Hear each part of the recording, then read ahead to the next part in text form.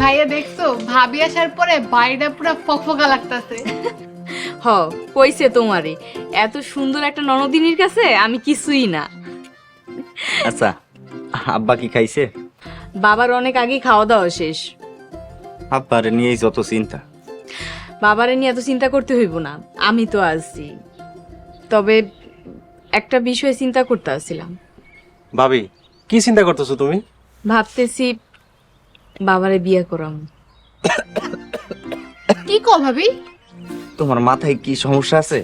হ ভাবি, মানুষে কি কইব? রিপন, মানুষের কথায় কিছুই যায় আসে না।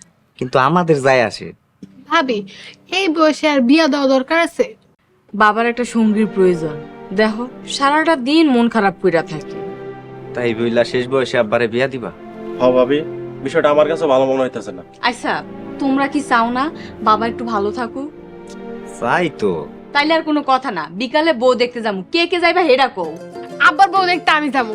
ভাই ভাবি আমিও যাবো। কি তুমি যাইবা না? তোমরা যাও, আমার কাম আছে।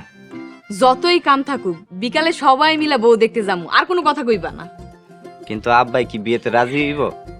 আমার তো মনে হয় না আব্বাই রাজি। হ্যাঁ রে, আমি চিনি এই এমন মানুষই না যে এই বয়সে বিয়ে করব। তুমি হুদাই বিয়া নিয়ে চিন্তা করতেছ। বাবারে বিয়েতে রাজি করানোর দায়িত্ব আমার।